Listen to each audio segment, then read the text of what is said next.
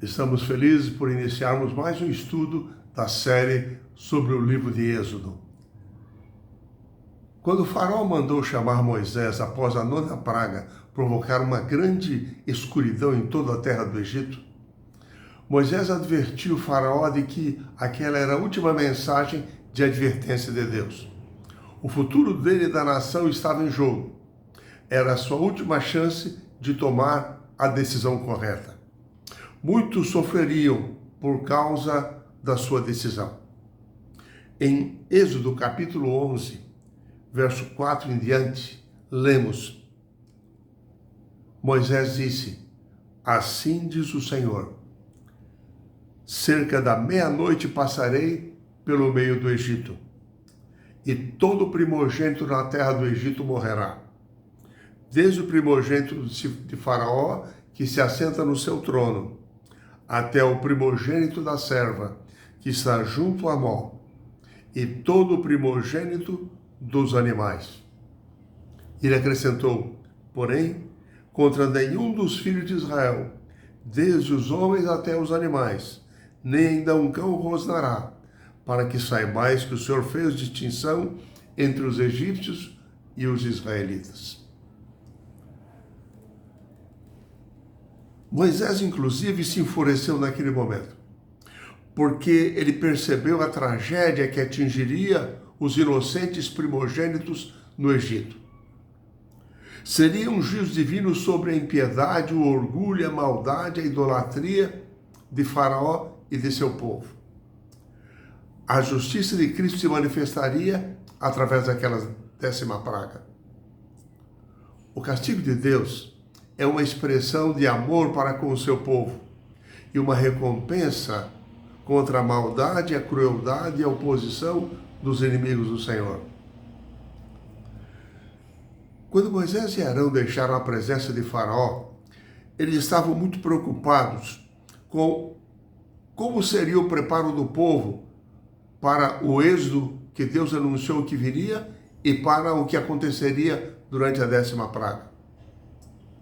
Porém, em meio à sua preocupação, pensando o que fazer, veio uma ordem surpreendente de Deus. Ele determinou e ensinou a celebração da Páscoa como um preparo espiritual para a libertação do seu povo.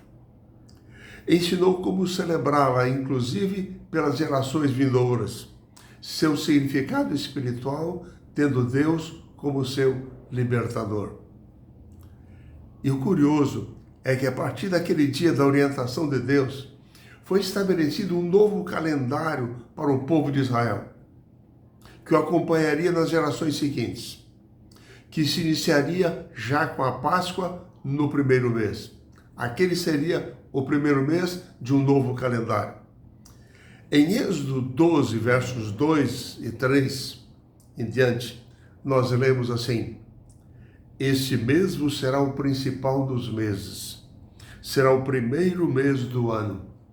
Falai a toda a congregação de Israel, dizendo: aos 10 dias desse mês, cada um tomará para si um cordeiro, segundo a casa dos pais, um cordeiro para cada família. A partir do verso 6, lemos: E o guardareis até o 14º dia desse mês. E todo o ajuntamento da congregação de Israel o imolará no crepúsculo da tarde. Tomarão do sangue e o porão em ambas as ombreiras e na verga da porta, nas casas em que comerem. Naquela noite comerão a carne assada no fogo, com pães asmos e ervas amargas a comerão. Esta foi a orientação de Deus para a Páscoa. E Deus diz mais ainda, a partir do verso 11: Dessa maneira o comereis, lombos cingidos, sandálias nos pés e cajado na mão. Comê-lo-eis à pressa, é a Páscoa do Senhor. Porque naquela noite passarei pela terra do Egito, e ferirei na terra do Egito todos os primogênitos, desde os homens até os animais. O sangue do animal vos será por sinal nas casas em que estiverdes. Quando eu vir o sangue, passarei por vós, e não haverá entre vós praga destruidora, quando eu ferir a terra do Egito. Impressionante. Deus determinou que eles separassem o animal, eles o sacrificassem e colocassem o seu sangue no umbral da porta. Depois, arrumados, prontos já para a viagem, eles assassem, eles comessem aquele animal, e dessa maneira era a Páscoa comemorativa da libertação do Egito. O sacrifício do animal era um elemento central na celebração da Páscoa. Ao colocá-lo no batente da porta, o seu sangue demonstrava fé na proteção de Deus, na redenção divina. Em hebraico, a palavra Páscoa, Pessah, significa passar sobre. Aquele dia foi chamado de Páscoa porque o anjo destruidor passou sobre a casa dos israelitas e não destruiu os seus primogênitos. A Páscoa significava o juízo de Deus sobre Faraó e sobre as famílias do Egito que haviam rejeitado o Senhor. Representava a morte para os que rejeitavam o Senhor, porém vida para aqueles que nele crescem. Aliás, através de todas as Escrituras nós encontramos uma visão muito positiva do juízo de Deus. O juízo de Deus significa morte para os ímpios, mas salvação para os que nele creem, aqueles que o amam. Na segunda vinda de Cristo, a sua segunda vinda será alegria para aqueles que o aguardam e temor para aqueles que o rejeitam.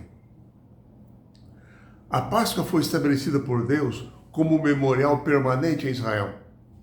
Em Êxodo 12, 14, Deus diz assim: esse dia vos será por memorial, e o celebrareis como solenidade ao Senhor. Nas vossas gerações o celebrareis como estatuto perpétuo. A Páscoa deveria ser comemorada novamente a cada ano. Ela tinha um significado, um simbolismo passado, presente e futuro. Quando lemos os versos do Antigo Testamento sobre a Páscoa, nós percebemos que a Páscoa, em relação ao passado, lembrava a cada ano os israelitas os atos, o poder e a graça de Deus ao libertá-los do Egito, através da sua história.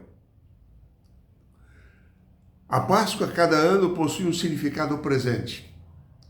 Ela era realizada anualmente como um símbolo da salvação, do cuidado, da proteção de Deus contra os inimigos de Israel.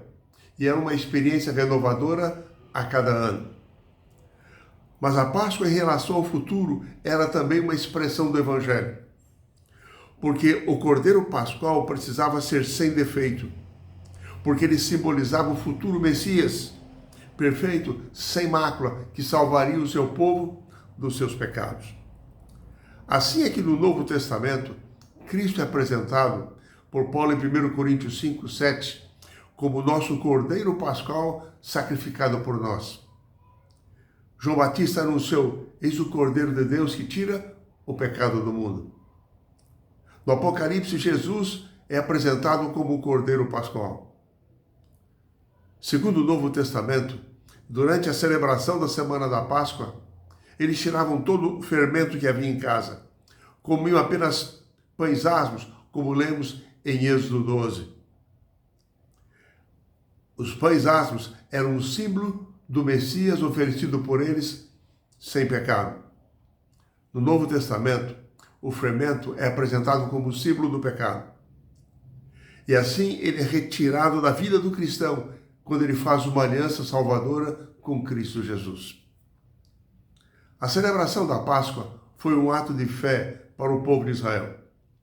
Fé na libertação, porque ao comê-la, eles deviam fazê-lo já cingidos os lombos, prontos para a viagem, com sua bagagem à mão, já vestidos, prontos para saírem do Egito. A Páscoa simbolizava para eles fé na proteção de Deus no caminho, fé na proteção contra o anjo destruidor que iria passar sobre as casas do Egito. Os primogênitos de Israel seriam poupados. O Senhor os guiaria depois do caminho do deserto. E assim, Êxodo diz que o povo se ajoelhou, se inclinou e adorou ao Senhor quando a Páscoa lhes foi anunciada. Era a grande promessa, o grande plano de Deus que ali estava diante deles.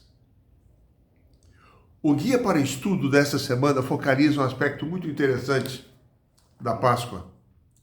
Nós lemos o texto para memorizar desta semana na lição. Quando os seus filhos perguntarem, que rito é este? Respondam, é o sacrifício da Páscoa do Senhor, que passou por cima das casas dos filhos de Israel, no Egito, quando matou os egípcios e livrou as nossas casas. Essa era a história que os pais deviam contar aos seus filhos a cada ano por ocasião da Páscoa. Em Israel, os pais eram os primeiros professores dos filhos, e assim deviam contar-lhes sempre a história do Êxodo, mas não como um evento histórico distante, porém de forma dinâmica para que as novas gerações internalizassem aquela experiência vivida no passado como sendo a jornada do seu povo, que fazia parte da sua experiência de vida e que era transmitida a eles. Na Páscoa, era rememorado aos filhos de Israel como haviam descido para o Egito como poucos, como pelas bênçãos de Deus haviam experimentado extraordinário crescimento ali, como se tornaram escravos, como pelo braço poderoso do Senhor haviam sido tirados do Egito, através de sinais, de milagres e de feitos poderosos. A festa da Páscoa era sempre relembrar o Êxodo e criava uma união significativa entre os israelitas como povo de Deus, como parte da sua adoração, da sua comunhão com o Senhor. A 10ª praga atingiu todos os primogênitos do Egito. Em Êxodo 12, 29 e 30, nós lemos o seguinte: aconteceu que à meia-noite feriu o Senhor todos os primogênitos na terra do Egito, desde o primogênito de Faraó, que se sentava no seu trono, até o primogênito do cativo, que estava na enxovia, e todos os primogênitos dos animais. Levantou-se Faraó de noite, ele e todos os oficiais de todos os egípcios, e fez-se grande clamor no Egito, pois não havia casa em que não houvesse morto. Interessante. Porém, aqui diz que Deus poupou os israelitas, as famílias dos israelitas, que aspergiram o sangue do Cordeiro Pascual nos umbrais das suas portas. O juízo divino foi contra os deuses do Egito, contra as famílias que adoravam esses falsos deuses, que eram deuses irreais, invenções humanas, incapazes de salvar o povo do poder do verdadeiro Deus Jeová. Faraó era visto como um deus, uma personificação do poder do Egito. E seu primogênito era considerado o filho de um deus. Ele tinha alguns deuses, como Ísis, por exemplo, que era a deusa que protegia as crianças. Requete, uma deusa que assistia as mulheres no parto. Min, a deusa da reprodução. Mas todos esses deuses foram impotentes para deter o poder, a ação do verdadeiro Deus de Israel. Assim como o Faraó havia mandado matar os meninos israelitas, agora Deus puniu o Egito com a morte dos primogênitos. Devido à natureza do pecado, as nossas decisões, nossos comportamentos, muitas vezes têm consequências reais. E, infelizmente, sofremos consequências das decisões erradas que tomamos e que às vezes atingem outras pessoas, outros inocentes. Enfim, na lição dessa semana nós aprendemos, primeiro, que a Páscoa era tanto comemorativa quanto simbólica. Ela lembrava a libertação do Egito, mas apontava também para um futuro libertamento do pecado através da vitória do Messias. Em segundo lugar, na Páscoa, as famílias deviam dialogar sobre Deus, seus feitos maravilhosos no passado, seu cuidado e ensinos do presente, transmitindo o conhecimento de Deus a novas gerações. E em terceiro lugar, na Páscoa no Egito, não bastava apenas matar o cordeiro pascual. O seu sangue tinha que ser aspergido nos batentes das portas. Assim também hoje, os méritos de sangue de Cristo, o cordeiro pascual que morreu por nós na cruz do Calvário, precisam ser aplicados à nossa mente, ao nosso coração, à nossa vida. Nós necessitamos hoje de apropriar-nos dos méritos da salvação que recebemos em Cristo Jesus, que foi morto como cordeiro pascual em nosso lugar na cruz do Calvário.